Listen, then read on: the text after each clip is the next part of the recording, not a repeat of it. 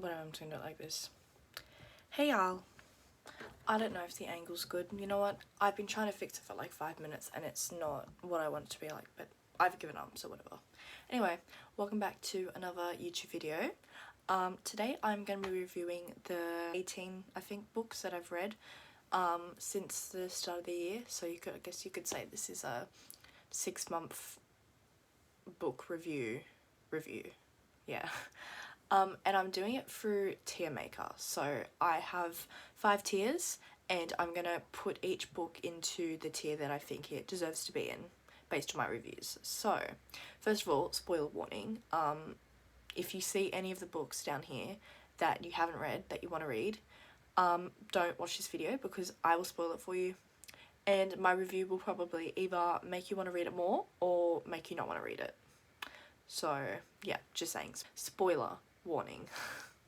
Okay, I've got like my phone here, my laptop here, and my iPad here with my review, and I'm like a bit overwhelmed. Okay, so I'm gonna walk you through what each of the tiers mean. So the green one, the one at the bottom, is the books that I obviously did not like. How the fuck did this get through editing is the idea, you know, like how did this book get through publishing, editing, because it's such a bad book. Yeah. Next one, no thank you. I didn't want to, you know, bleach my eyes out while I was reading it, but I didn't like it very much, so no thank you. Orange, it could be worse. The book wasn't terrible. It could definitely be worse, but it wasn't very good. It wasn't the best. Probably wouldn't read it again. Orange, give me 10 of these. These were pretty good. I would definitely read another one that was like that. So yeah. And the red one, in case you can't tell what it means, it stands for I wish that I could erase my memories so that I could read this for the first time again. Obviously it was too long to write fully, so I did the abbreviation. Anyway, I'm just going to go through the books that I've read. I'm going to start with the book that I finished earliest and then just work my way down. Yeah, okay, let's go. So the first book that I read was Normal People by Sally Rooney, and I finished that on the 2nd of January. I rated that a 4 out of 10. So she's going down in how the fuck did this get through by editing. Where is she? Here. First of all, this book did not have any quotation marks. Like, when the people were talking, it didn't have the quotation marks. So it was very confusing, and I honestly often, most of the time, did not know when they were talking and when they weren't. So that was very hard to understand.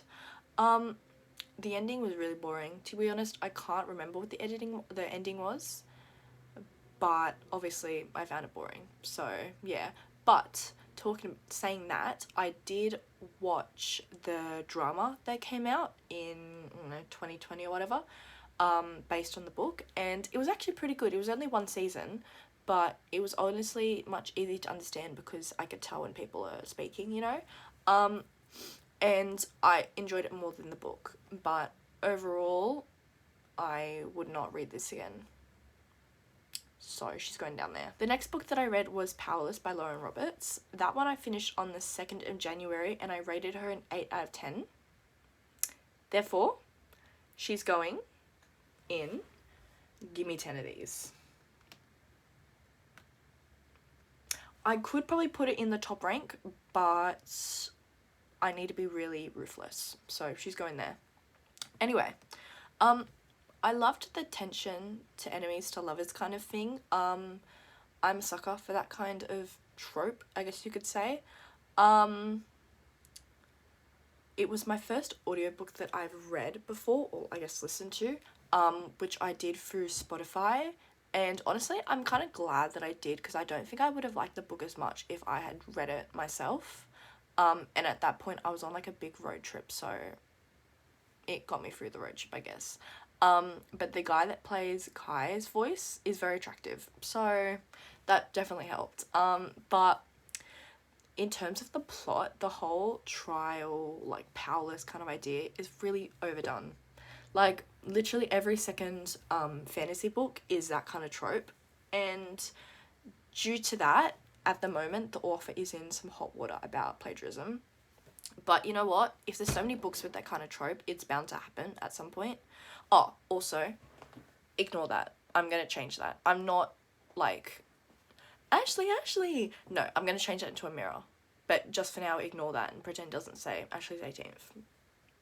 Anyway, back to the book. I also, for some reason, I don't know why, but I really liked the love triangle in this book, which is weird because normally I don't like love triangles. Like, I normally just find it cringy and I'm always rooting for one of their characters, not the other. But this one I actually kind of rooted for both of them. So we'll see how that goes in the second book. Next book that I read was Thieves' Gambit by Kavian Lewis. That one I finished on the 7th of January and I rated it a 6 out of 10. She is going in the... Oh wait, I just realized there's 2 oranges. Okay, I'm gonna call the middle orange mustard. She's going in mustard, guys. It could be worse. So I had never heard of this book before. I'd gotten it as a Christmas present from one of my friends. So I'd brought it on the road trip with me and I finished it pretty quickly because it wasn't that long of a book. But it's a different type of genre. It's kind of like a thieves, a spy kind of book, which was new. I've never really read any of those kind of books before. So I did find it interesting. And I didn't find it confusing, which is good because sometimes if I read a different genre of book, I can find it hard to understand if it's the first time that I've read it. But this one was good. So, yeah, she's going there. Not too bad, not too good. Anyway, the next one was A Court of Silver Flames by Sarah J Maas, which I finished on the 8th of January. Now, you're probably wondering, how the fuck have I read 4 books already since in like 8 days? A lot of these books I started in 2023, but because I finished them in 2024, I'm just gonna add them here.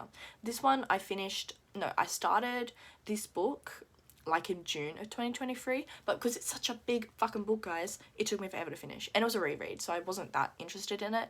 But, sorry, I rated her 7 out of 10. I was getting sidetracked. So I'm gonna put her in... Okay, I'm gonna put her in It Could Be Worse, only because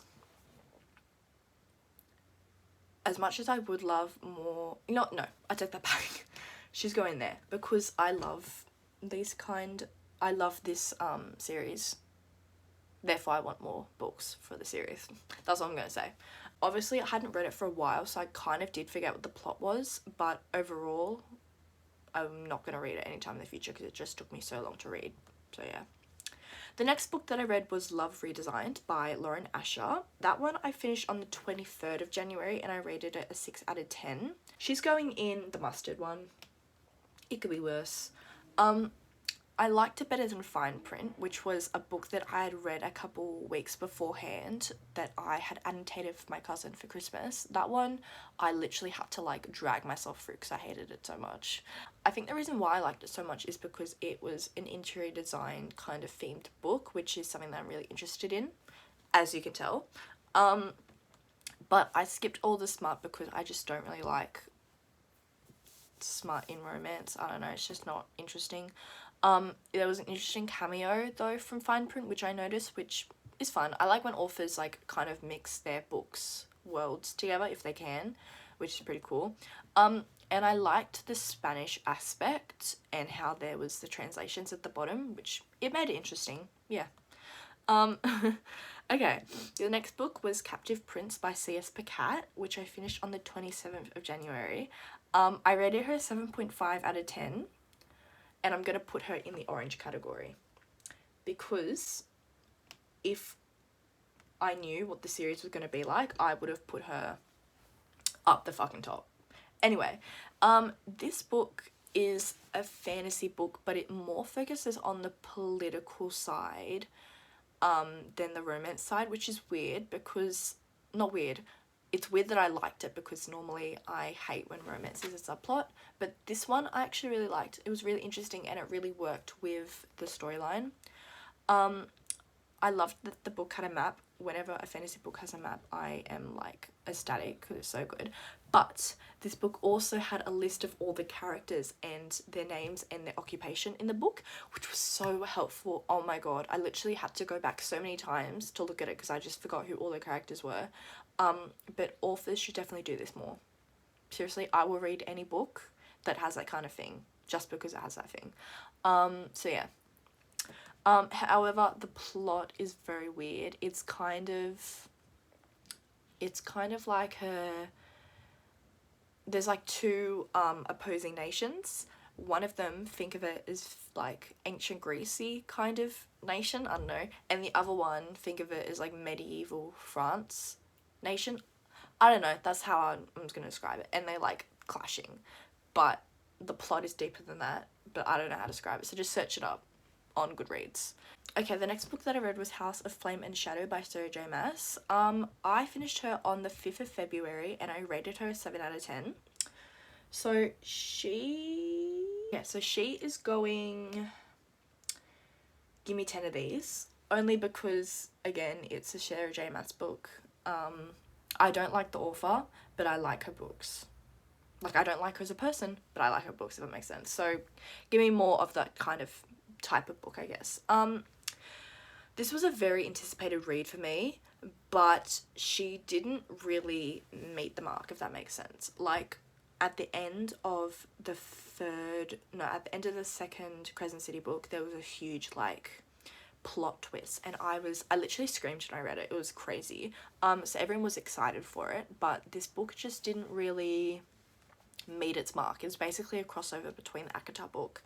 And it just wasn't what I expected. I don't think it was what anyone expected, and she probably could have done it a lot better, but oh well. I did have a huge review on it, but I've lost it, which I'm really annoyed about. Just a lot of info dumps. Like, it was a really big book. She could have definitely made it shorter, and she definitely could have done the info dumping in a different way. But Crescent City is pretty notoriously known for being lots of info dumping at once, so. The next book that I read was Once Upon a Broken Heart by Stephanie Garber. I finished her on the 17th of February and I rated her a 5 out of 10. Okay, so I'm going to put her in the yellow category. Just because, thinking back on the other two books, this one is definitely probably the worst, I'd say. So I probably wouldn't read that book again. I probably would have to, though, if I reread it. Anyway, so I had read Caraval beforehand, and I finished the first book. I didn't really like it, though, so going into this next Stephanie Garber book, I was kind of, like, wary, but a lot of people have been talking about it, so I was like, okay, might as well give it a try. I managed to finish it, and I guess I must have liked it because I read the other two books, but it just wasn't, I don't know, it just didn't really capture my attention, so yeah, most of the parts were boring. I did skip some parts, I think, which is probably one of the issues, but next book that I read is Divine Rivals by Rebecca Ross. That one I finished on the 23rd of February, and I rated her 10 out of 10, guys. Whoa.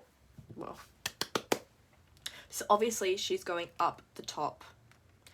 I honestly, thinking back on it, I don't really know why I rated this book so high. Like, I'm trying to think of what the aspects were that I liked so much. I can't really think, but it is a kind of fantasy book, but it's like different to the type other books I've read, as in these people are just normal people, like they don't have superpowers or whatever, which I think is a nice change. There were no cringy parts in this book or parts that I skipped, which I guess is a win. And this was a rivals to lovers trope instead of enemies to lovers trope, which is a trope that I haven't read before, and I really liked it. I think that just really tied together, everything made sense, there wasn't anything that was confusing, the romance was really cute, and that's all I'm gonna say. Next book is Magnolia Parks, the first one by Jessa Hastings. I finished that on the 3rd of March and I rated it 6.5 out of 10. So watch it. She is going in It Could Be Worse. This book was highly recommended by my cousin, so I read it for her. And it wasn't horrible, it's just that it kind of felt like a Wattpad book in the sense that all of the main male characters, or literally all of the male characters, were in love with her, and I was just like, it's not really realistic. I don't really know why she's so loved, because it doesn't stand out to me or anything. It didn't really feel like there was a plot either. It kind of felt just like it was the same shit, different day scenario. The only thing that I really did like about this book is that the character really knew about fashion. Like, literally, she'd walk past someone, she'd be like, that's a Chanel 2001 purse with like her Tommy Hilfiger, I don't know, 1990 pants or something. I don't know, she was just, that was interesting. But other than that, it didn't really capture my attention. But I did read the next book, which is Daisy Hates by Jessa. That one I finished on the 27th of March, and I rated it 7.5 out of 10. But again, I'm gonna put her in It Could Be Worse. I liked this book much more than Magnolia, I think, because this one actually kind of did have a plot, and it's kind of like a mafia kind of vibe. And there was, okay, one thing that I've never seen in a book before is it had footnoting. So like she'd say like a line of text, and then the footnoting would be there, and at the bottom it would give more information to that, which was interesting, and it did provide more info, but it also just like disrupted my reading flow. So that's that. Yeah. Okay, the next book that I read was Ruthless Vows by Rebecca Ross. That one I finished on the 30th of March, and I rated it 7.5 out of 10. I'm going to put her in the orange one. Now, I didn't like this one as much as Divine Rivals because the main characters were separated for most of the book, which meant that there wasn't really any romance. I just kind of felt like the ending was rushed, and that, honestly, I think I would have liked it much better if it ended up being a sad ending. But that might just be because I'm a sucker for sad endings. But yeah, it just didn't really end off the series well, I think. So, oh well. Okay, next book that I read was Prince's Gambit by C.S. Pacat. I finished that on the 5th of May, and I rated it 10 out of 10. Yay! So she's going up the top. So this one's the second book in the Captive Prince series, and it was just so good. The tension, the war aspect, it was literally just perfect. It was also the first book that I finished on Kindle, which I might say changed my reading experience. First of all, guys, if you don't have a Kindle, what are you doing? Get yourself a Kindle. Literally, I feel bad because now I'm kind of like wary of reading a paper book, but this literally changed my reading experience. It's so much lighter, and I can like do so many more things on this, and this is not an ad for Kindle, but if you're a big reader like me, get yourself a Kindle. When you go traveling or something, it's so lightweight, and you can just download as many books as you want. And my cousin showed me an illegal way to download books, so I don't even have to pay for the books, which is pretty good. So this book I finished in like 5 days. Again, it had the map and the list of characters and their occupations, which is super good because I hadn't read the first book in a while, so I kind of forgot. There's definitely mythology influences, and it was a very similar vibe to The Song of Achilles, which I had also rated 10 out of 10 the previous year. And after that, I went straight into King's Rising, which is the third book in the series, which I finished on the 8th of May, and I rated it 10 out of 10 as well. Can you tell I really like this book, the series? So she's going up there. I literally finished, I'm not even kidding, I finished the second book, and I went straight into the third book. And one other thing is that I was not able to find this book series in any of the public libraries I went to, and I didn't really want to buy it in case I didn't like it, but luckily I could download it on Kindle, and that's how I was just able to read it so quickly, and not have to wait, I don't know, months for it to get into the public library or something. But yeah, I've written here, the last 50 pages, whoa, that was some good political incorporating. And I don't know what about this book series I like so much. It might just be because of kind of the Greek mythology French medieval influence, I don't know. But after I finished this book, I went straight to like listening to video essays and stuff on it, and it just, so many people shared the same thoughts as me. They just loved it.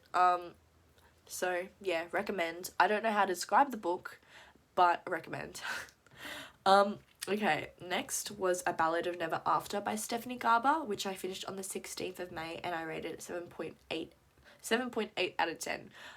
So she's going in the orange pile. Give me 10 of these. I liked it better than the first book. To be honest, looking back on it, I don't really remember what happened in this book, but the tension between the two main characters was good, I guess. And the ending was good. Don't remember what the ending was, but apparently it was good. That's what I wrote here. The next one was A Curse for True Love by Stephanie Garber. I rated it 6.5 out of 10 and finished it on May 22nd. I'm gonna put her in It Could Be Worse.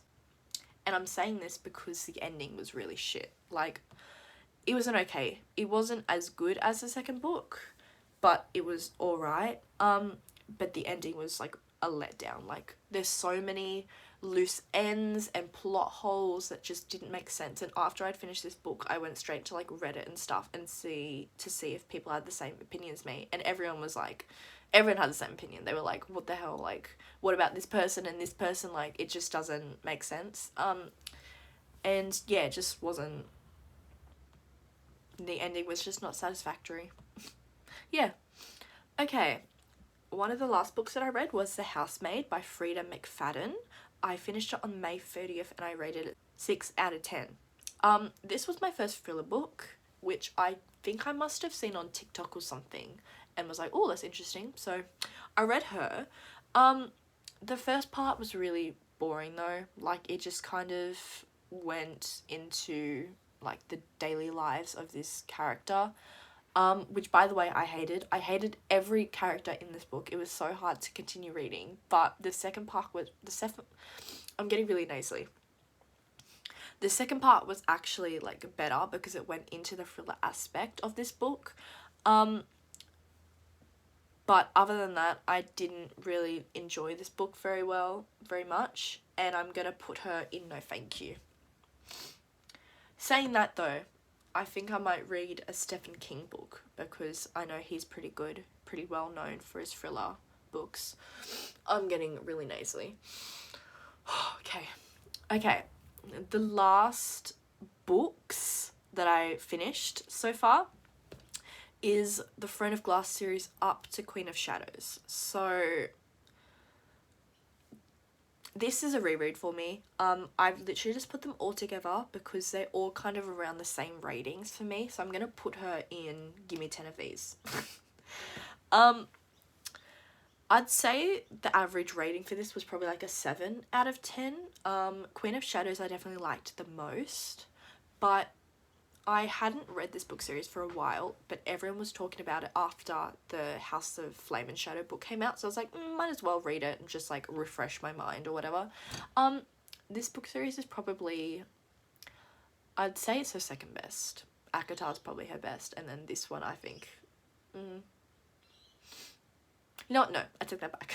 I think this is the best series for world building and the magical aspects, whereas ACOTAR's more like a romance book. And I'm really excited to get to Kingdom of Ash because I just know that book is the best book, even though it's like 900 pages. I'm very excited.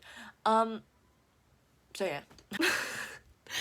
That was a bit abrupt, but that is the 18 books that I've read this year so far. I'm hoping to do another kind of one like this at the end of the year.